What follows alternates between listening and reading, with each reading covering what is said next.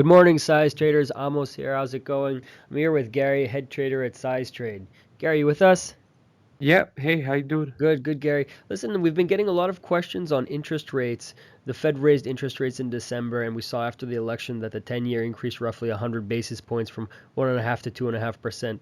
So the question is that we've been getting a lot from a lot of our users is how do interest rates affect asset prices in the overall economy? Wow, that's actually a really good, complicated question. Uh, I believe interest rates are probably the most important thing that affects asset prices and overall economy right now in the markets. I think it's been the most important thing for the last 10 years, ever since the crisis at QE. You I think think it's to you think it's even more important than actual how well companies are doing?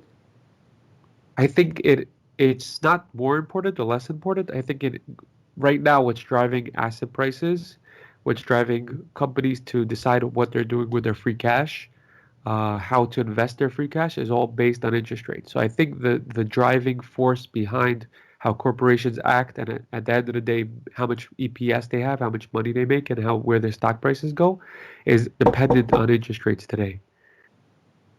So to answer your question, I think that I do really believe that interest rates are probably the most important topic out there right now. I guess I'll just get Okay, into so it. yeah, so let's get into it.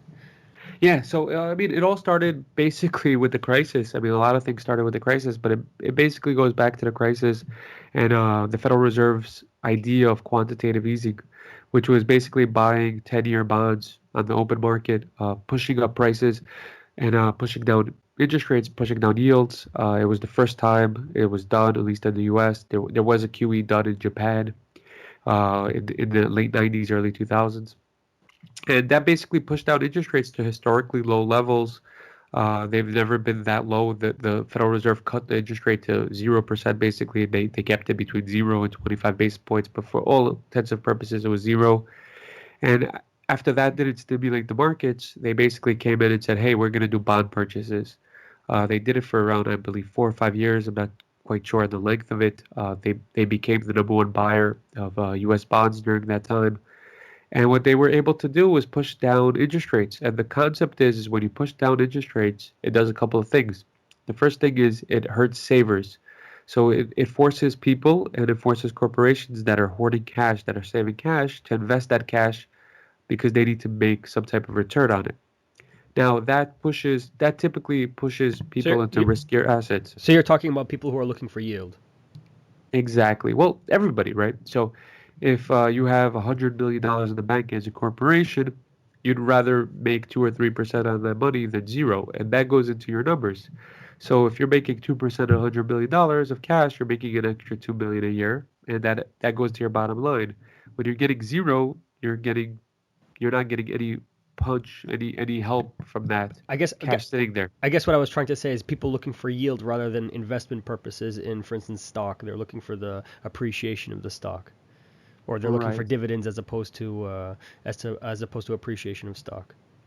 Well, I think it comes down to the question of in capitalistic systems, we always make a choice. We're always looking for opportunity costs. So if interest rates are super high, like they were in the early 80s, at 20%, the question is, can you take that money that's sitting on your balance sheet or borrow money at 20% and turn that into some type of positive for your corporation. So if you're borrowing money at 20%, you probably have to feel comfortable that you're going to make at least 20, 22, 23% back on investment for that to make any type of sense. Some people will even say, hey, I need to forecast I'm going to make at least 30%. So if it doesn't work out, I get paid for taking that risk. So when you do the opposite and you push down interest rates to zero, all of a sudden taking a risk and trying to make 1 or 2% only is a positive versus just keeping cash at 0%. Right. Unfortunately, it didn't quite work out the way the Federal Reserve was hoping. They were hoping, hey, companies would borrow money at very low interest rates and push it into the economy. That didn't work out. So what ended up happening is you firstly you pushed pension funds who are big buyers obviously of the markets. Also individuals who buy yield, who retired people or senior citizens who need yield to survive on, you push them into riskier assets. Because if somebody needs a 3% yield per year to survive, so let's say they have 100K and they need an extra $3,000 above what they're making on their pensions or whatever to survive, if now 10-year bonds or your bonds are giving you 1%, that's not enough for them. So now you're pushing them into riskier assets, which obviously have higher yields. So the riskier assets have always had higher yields. So the treasuries is considered risk-free. So everything is priced off of that. So as the 10-year bond goes down, the spread between risk-free and something that's considered AAA, which is a little bit riskier than government bonds, but not super risky. Let's take IBM, Apple, these blue chip companies that are making tons of money. Default risk is low. They trade at a small spread between the treasury bond yield and the corporate rate yield. So if the treasuries are giving you 1%, those bonds might be giving you 2%. So again, it pushed these people looking for 3% to find it in riskier assets. So instead of doing it risk-free with a treasury, they went maybe to AAA corporate bonds. Maybe if that was not enough, they went into, AA corporate bonds. And the people who needed 5%, who usually got that from AAA corporate bonds, had to go to riskier things, maybe into stocks with dividends paying 5%. All of this pushed in huge amounts of cash into these markets that are typically not these people wouldn't invest in. So So, senior so the citizens would. so the idea is basically to get investors into the market rather than putting their money into safe places like bonds. Exactly, exactly. To It's get to take get the people. economy stimulated, to get the market moving. Right. I think a lot of people had their money in CDs with banks. I think that's easier than buying treasuries, but that's based off of the treasury price. So what happens is when your bank was paying you 3% if you left your money in for 7 years, people were willing to do it because they trusted the banks. Right. The problem is as interest rates went down, those banks could no longer afford to pay 3%. So now they started paying 1% on those CDs, or in the basis points, like 50 basis points, 60 basis. And that happened not to be enough for these people. So they went and they said, "Hey, how am I going to get the yield?" I said, "Well, you got to go out of cash. You got to go to riskier assets. Let's go into stocks that pay dividends." And all of a sudden, you had this cash flow that went into all of these companies, into stocks, into bonds, into junk bonds, and all of these prices got overpriced because there was just a sheer of demand coming in where these people didn't really care about the asset price. They cared more about the yield. I was just about to say that a lot of these dividend-paying stocks, we see that the price of them is just outrageous because a lot of people are looking to get into these dividend-paying stocks because they're looking for yield. Right, they're trading at very high PE ratios, and part of it is because if you're an elderly person, let's say an 80-year-old person, you don't really care if you buy a stock and it doubles or triples. I mean, it'd be great, or even halves. All you care about is make sure that they continue to pay the dividend, and you're getting some type of yield on that money. So if you have $1 million and you need to make 5% per year, which is $50,000 a year, you're just gonna buy a stock that yields 5%. It has a pretty secure, what you think is a pretty secure probability of paying that dividend. Now, you don't really care if your principal goes from 1 million to 750,000, or your principal goes from 1 million to 1.5 million, because you really care about earning that $50,000 a year to cover your expenses, your rent, your mortgage, whatever it may be. But doesn't the stock price and the performance of the stock actually affect whether dividends are paid or not? Well, yeah. So you have a situation where if stock prices drop a lot and companies looking for cash, they could cut the dividend. But again, utilities typically don't cut dividends. Companies are very good quality companies are very reticent to cut the dividend because they understand that a lot of their base is in the stock for that dividend. So if they cut the dividend, it's going to force these people to sell and go find a different place to Right. get the dividend they're looking for. Hmm. So typically, what will end up happening is you have a 5% dividend at $100, stock goes down to 50, dividend goes up, and people begin to worry that, hey, this company's paying a 7, 8, 9, 10% dividend. It's not reasonable. The reason why they're paying this much is because people are assuming that they're not going to be able to continue to pay their dividend. So that's why a lot of times dividend stocks are less sexy. They don't appreciate as much, but they also, when in bad times, they don't go down as much. Defensive stocks are considered high dividend yield paying stocks like telecom, utilities, companies that don't really get affected badly during a recession, but also don't grow their earnings really well when there is a boom in the economy. Right.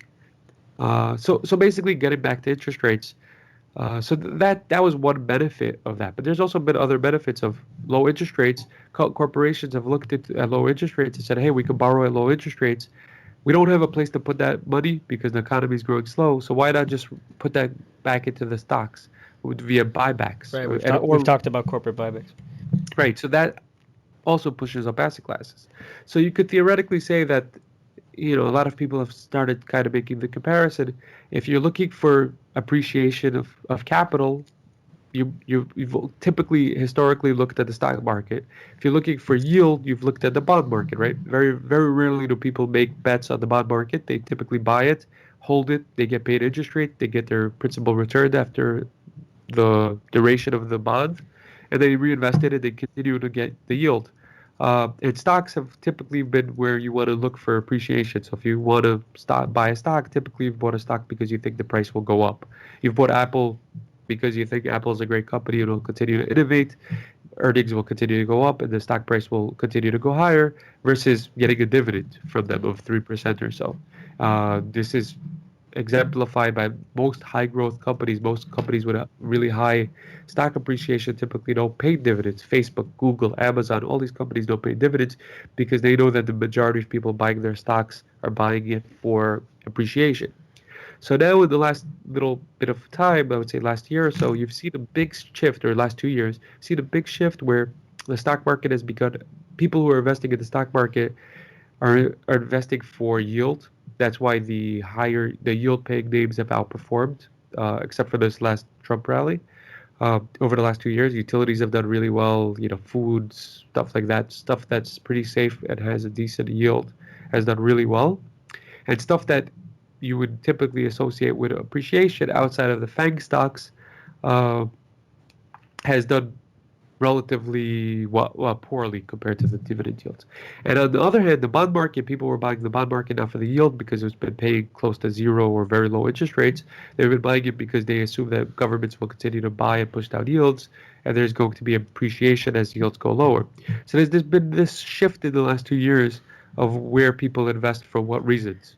Now you might be seeing the rotation back to how it used to be, as the 10-year bond now is giving you, like you mentioned, close to 2.5% versus 1.5% just a few months ago. I think you might see a rotation back out of defensive names of stocks into bonds as the price goes up, and hopefully people will begin looking for appreciation and buying high value stocks that are going to continue to grow their EPS.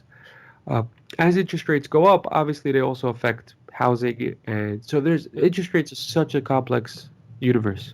So I was just about to ask. I don't know if this is going off topic, but maybe if we could touch a little bit about, even since we also talk about futures and commodities and forex, what about those asset classes?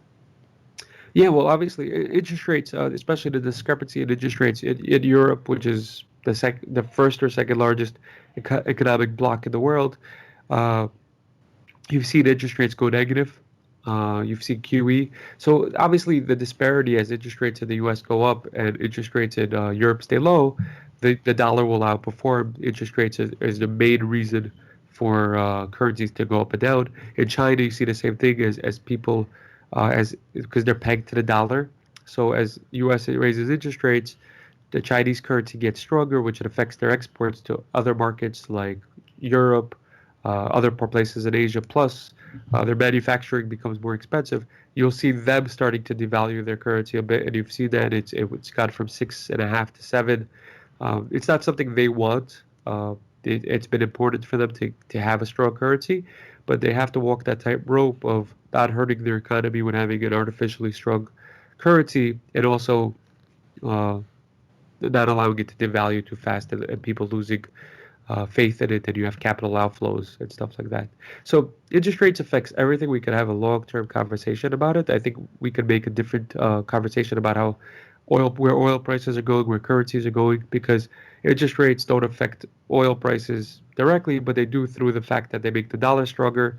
It's oil priced in dollars. That puts a little bit of pressure on prices. So we could talk about that, I think, in a different podcast, because that's a entity to itself.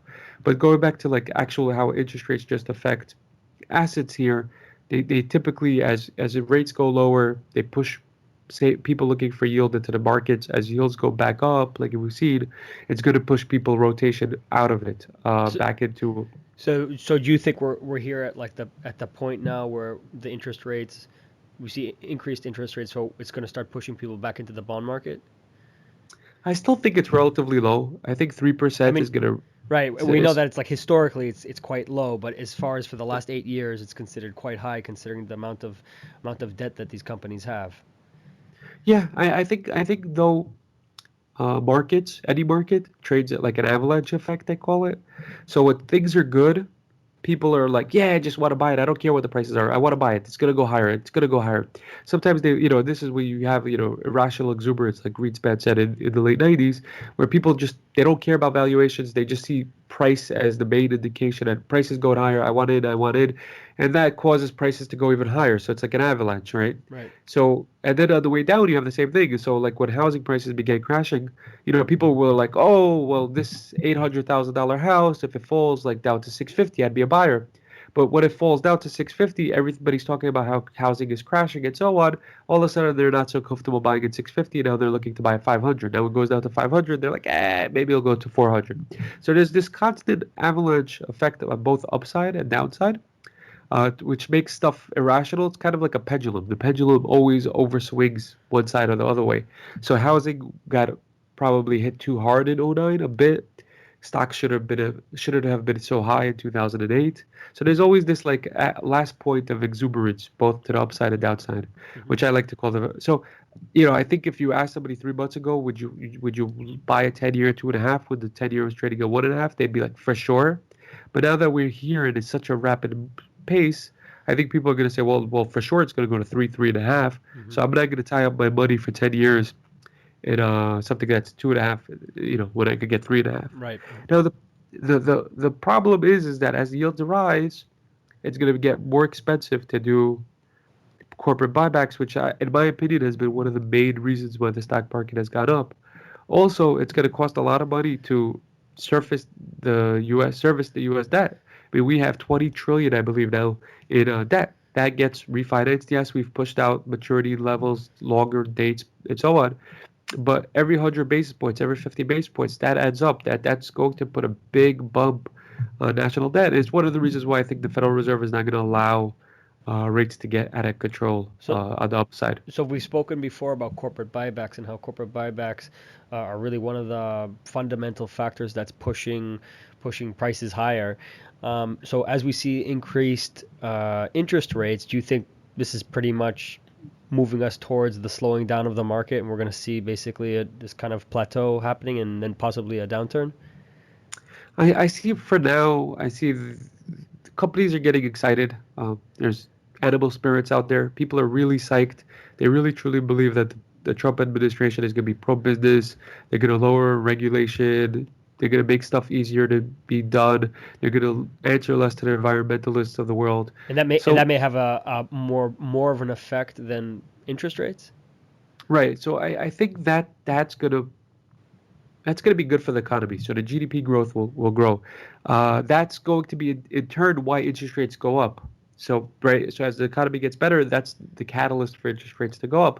So now what's going to end up happening is every bull market dies because rates get too high. So if you keep rates low for a long time, you'll just create bubbles. But theoretically they shouldn't pop on their own. I mean, at some point, eventually they will, but it will take a really long time for a bubble to pop on its own. So typically, what happens is how do bubbles pop? It's interest rates get risen to a more normalized level, and all those people who took excess leverage get hurt because they took too much leverage at a time when they shouldn't have taken leverage. Uh, Keeping interest rates low kills competition. It hurts a lot of people. I could go into it. Like, let me give you an example. Hedge funds now have access to a lot of money and low interest rates. So now they're looking for alternative methods to invest their money because the stock market is relatively flat. They want to diversify. There's a lot of reasons. So now they go into a business, let's say buying apartment buildings and renting them out. So now, historically, the cap rate on a rental market was 5%, right?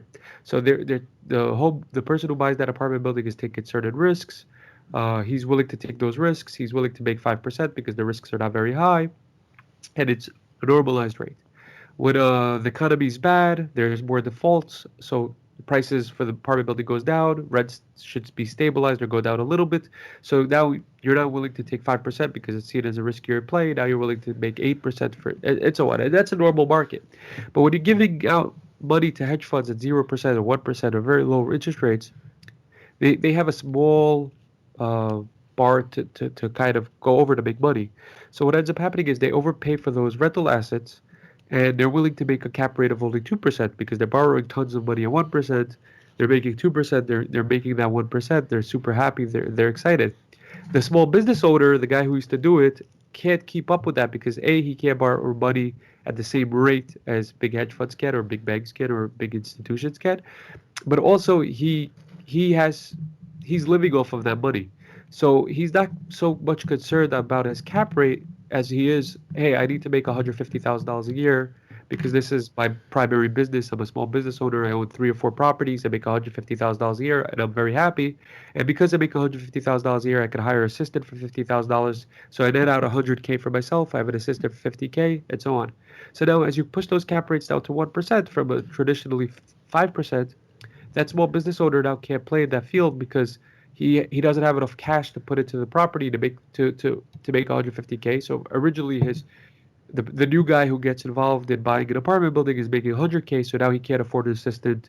So we're doing everything on his own. But eventually, as prices go higher and rents don't keep up, he's making only 75,000, 70,000, 65,000. At some point, it doesn't make sense. He can't live on it. So he either has to get leveraged, he has to be able to borrow money from the bank at a low enough rate for it to make sense, or he has to find himself a new business. And typically, banks haven't been really happy to lend to the average little guy.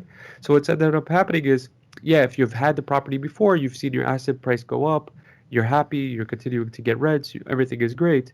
But for the new guy who's getting involved in this business to creating competition, it's really impossible because they're not making enough for it to make sense. So the big hedge funds are doing it because they're just looking to make the disparity of what they're borrowing for, which is let's say 1%, and the cap rate, which is 2%, and they're happy to make 1% on $100 billion and they're ecstatic. But the little guy who has a $1 billion and he tries to buy like a little 2 family, 3 family, apartment building, gets a mortgage, buys another one, he's been squeezed out, which is obviously bad for competition. Gary, thank you so much for your time. Yes. Again, really interesting stuff that we've spoken about today. Again, size traders, feel free to sign up for the podcast and subscribe, and we'll